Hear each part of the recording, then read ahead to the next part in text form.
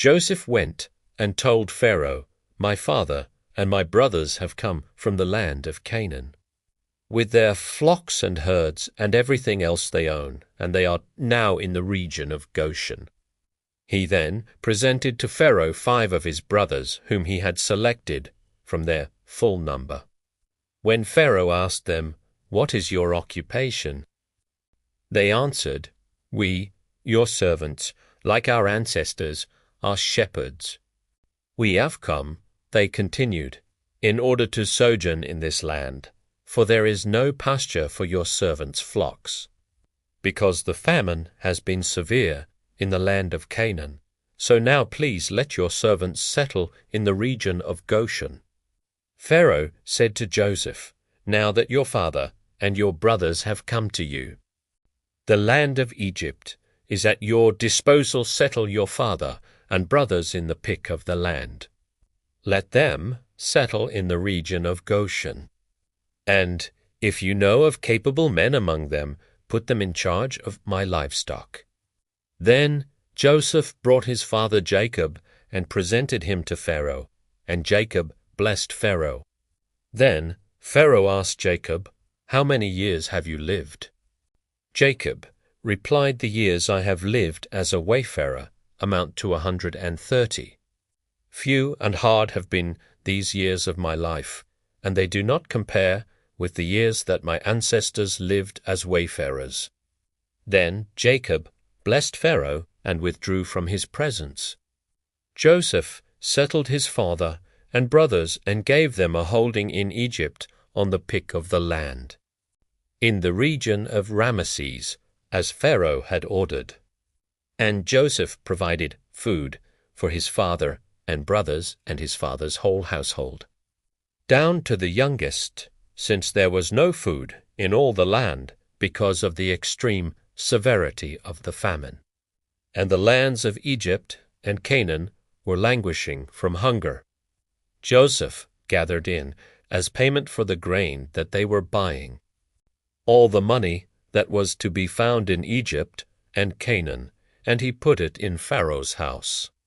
When all the money in Egypt and Canaan was spent, all the Egyptians came to Joseph, pleading, "Give us food. Why should we perish in front of you? For our money is gone." "Give me your livestock, if your money is gone," replied Joseph. "I will give you food in return for your livestock."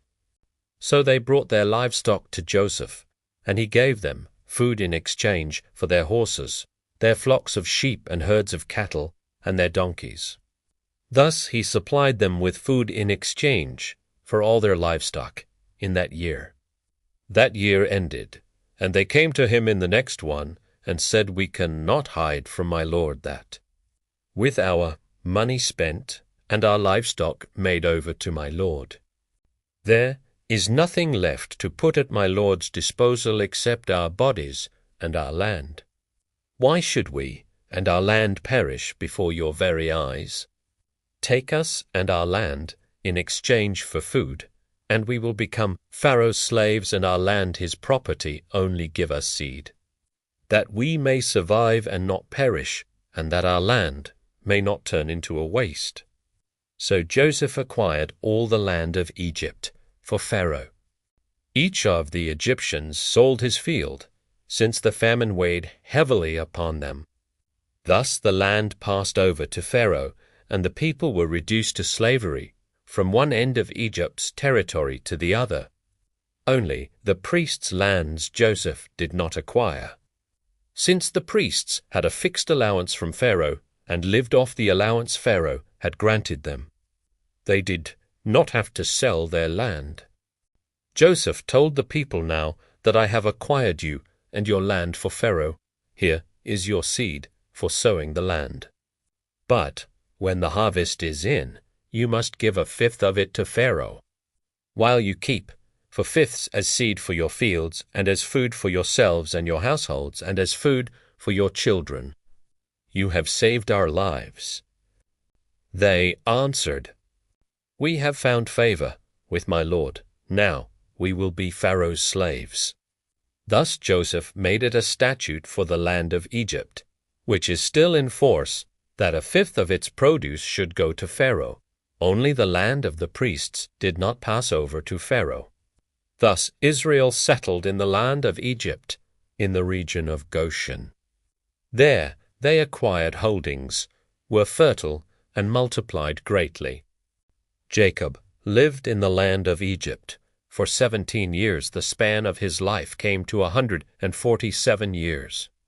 When the time approached for Israel to die, he called his son Joseph, and said to him, "If it pleases you, put your hand under my thigh, as a sign of your enduring fidelity to me. Do not bury me in Egypt, when I lie down with my ancestors.